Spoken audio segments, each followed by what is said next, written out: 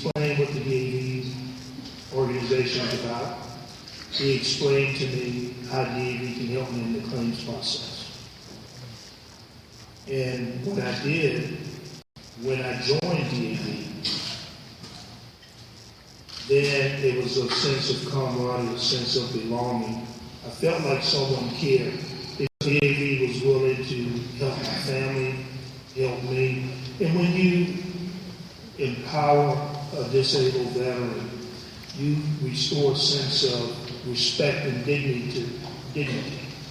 You have the ability now, this veteran, as myself, and I'm living proof. Now I've been helped. Now let me help someone else and someone else. And it builds on that. And everybody in the room is one big family. And I've always said that in my speech. And that's what I believe.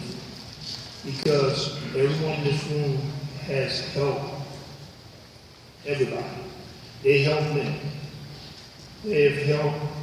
And when I say help me, not only help me in the claims process or through vocal rehab, but what they did, they restored, okay, I may not be your blood relative, but you're my brother, you're my sister.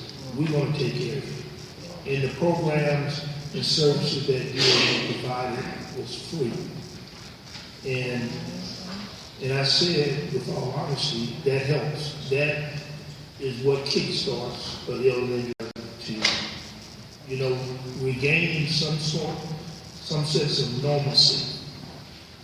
And when you look at it from the legislative standpoint, in my opinion, and I'm going to look at my staff when I finish so they can expound a little bit more, but I look at it from a legislative standpoint. We in this room have, we earn the benefits and we pay the price in full and we paid it in advance. But what I want to mention is that there are certain programs that Congress can fund that can help veterans. The Vote program for one.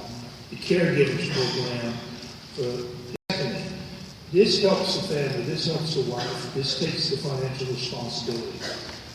But in all honesty, this whole organization, this is what DAV is. DAV is the parent, Linda States, the National Commander, Auxiliary Commander, and myself. Mom and Dad, and right behind me are the children. And the past National Commanders are the grandparents.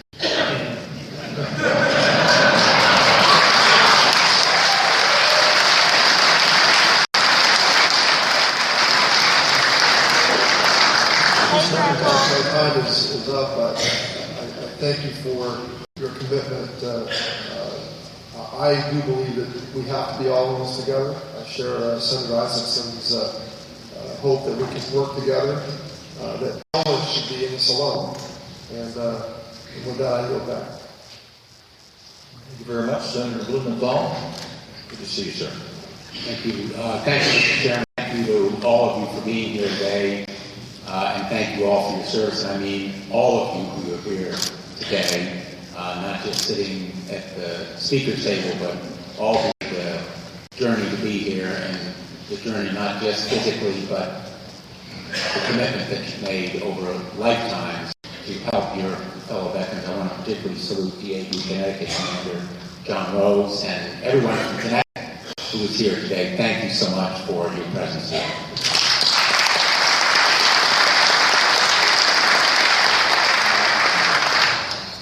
Commander McIntyre, I want to thank you and the DAV for your focus on women veterans, particularly the report that you produced, Women Veterans, The Long Journey Home.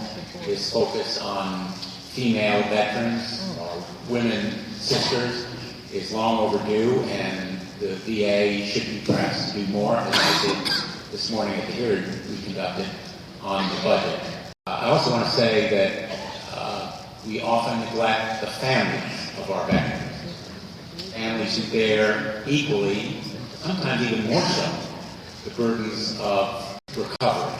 The caregivers, folks who wake up in the middle of the night or who are up all night caring for our veterans. And so I strongly support S425, which is reported out of our committee, which includes caregiver aid, advocated and spearheaded by my colleague, Senator Murray, who's on the VA committee, and I have been proud to help her lead in that effort to enhance our caregiver programs. And speaking about the budget, we all know the reality here is that resources are critical. We can have all the hearings we want, make all the speeches we wish, but at the end of the day, what's really important is the dollars and cents. We need to talk with budgets, not just with words. And so I hope that you will continue to press us, the Congress, to put that money where our mouth is.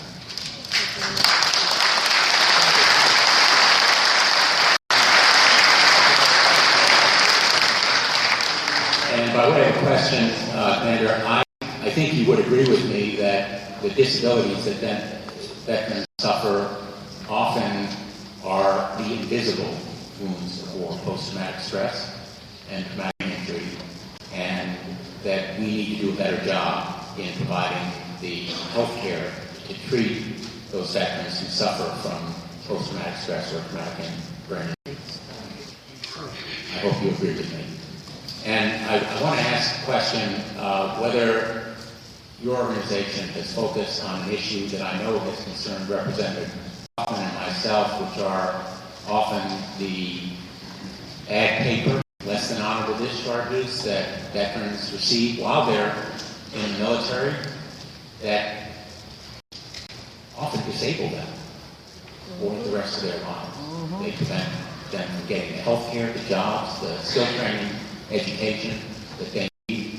And I hope in a bipartisan way we can take steps. I've tried to do it administratively with the Secretary of Defense. I want to explore ways that we can be more aggressive legislatively in a very bipartisan way to aid those veterans who may be undiagnosed and untreated with those invisible wounds of war, and as a result, get themselves into situations that cause them to receive less than honorable discharges. I hope that you will work with us on that issue. Thank you very much, Mr. Chairman.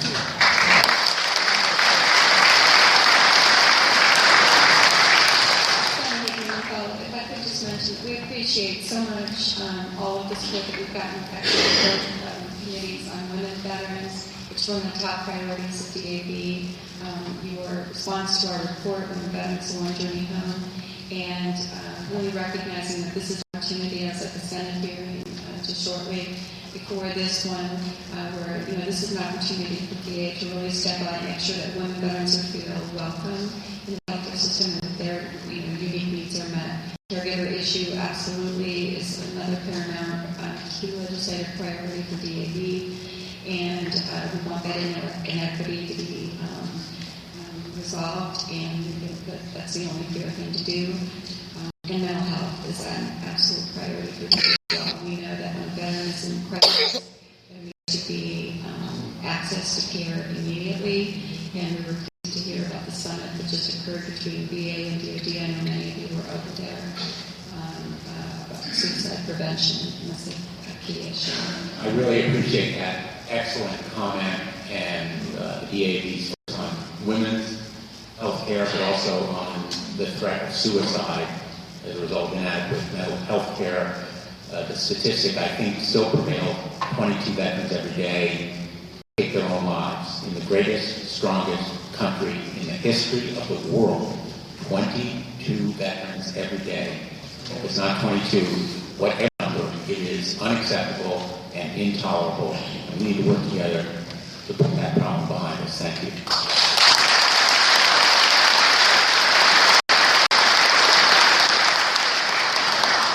Mr. Zeldin, you're recognized. Well, thank you, Mr. Chairman. I was joined on the dais by fellow Long Island Congresswoman Kathy Rice. Do we have any veterans here from New York?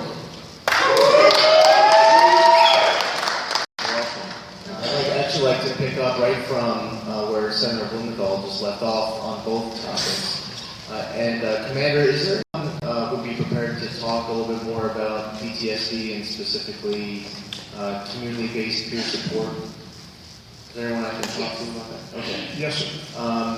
So maybe we could just spend a couple minutes with a dialogue on what are you seeing working, and I'd like to share a couple ideas as well. But what are you seeing around the country that works as far as models for community-based peer support?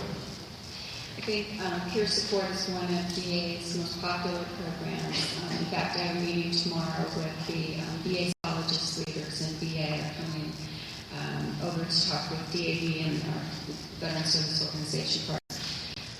That peer-to-peer program has been essential. They know that if we can get a veteran into the system, we can keep them in the system in terms of getting the help that they need. They have a much better shot. In fact, I'd like to note that veterans who are in the system have lower suicide rates than those who are not. So it's essential that they have ready access to primary care that includes mental health services as part and parcel of the comprehensive care. And with the peer-to-peer program, it's been working. They need to, I think, expand that program. And it's going to take a village. It takes the community to work with VA so that we make sure we get all veterans. We don't want anyone to fall through the cracks. Thank you. And I'd ask you if you could take a look at a model that we have in New York State. In 2012, we created something called the PFC Joseph Dwyer program. Started in 4 counties, including my home county of Suffolk. It's now in over a dozen counties. And it's a peer-to-peer support model where we take 8 to 10 veterans with fellow veterans going through the same symptoms that they're going through. We're losing a lot of veterans because they feel isolated and alone. People, friends, family, people at work don't understand what it is they're going through, and they're losing their battle. We have this model and it's working. I'd love to have a dialogue with the DAV as far as that model and compare it to what you're seeing elsewhere. And with regards to Senator Blumenthal's point just now, and he referenced Congressman Kaufman as well. And I believe Congressman Walz has been involved in this issue. It's such a great point that we have veterans who are being separated from service with less than honorable discharges, and it is directly connected to them having the mental wounds of war. But because they have a less than honorable discharge, they are never able to diagnose their PTSD and have it connected possibly to their service. So the legislation that many apparently are very passionate about would allow that veteran to be screened and to be diagnosed. And if they do in fact have PTSD, it should be a rebuttable presumption with the burden on the government to show that their PTSD has no connection whatsoever to their military service, as well as the circumstances that led to their discharge. So I appreciate the efforts of Senator Blumenthal and other colleagues for bringing this up and raising awareness. With the little time I have left, I just want to, a personal note, just say it's an honor to be in the company of all of you. I'm looking at generations of people willing to down your life in defense of our freedoms and liberties, and to be able to wear the uniform now and having worn the uniform in the past. The greatest feeling of that for a veteran today, from someone who's serving now, is knowing that you all came before I did. And whether you're part of our nation's greatest generation or you followed it, we all love our freedoms and liberties, and they're all possible because of each and every one of you. So to all the veterans here and to your families, thank you for your service, and we're back.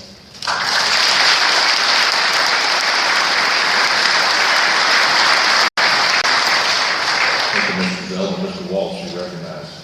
Thank you, Chairman Miller, and Commander McIntosh and Ted, thank you. It's a privilege to be in front of you today, and to your national team that's here, I can tell you you've got one of the most passionate, smartest, best partners of our veterans that you could find, and they do great work every single day, and I'm grateful they're here. I would echo what my colleagues were saying. I wish you could see what we can see sitting here and looking out. We see a unified voice for the care of the defense nation, not separated by political ideology, not separated by age, as Mr. Zeldin said, not separated by service, although sometimes that happens with the Marines, but we all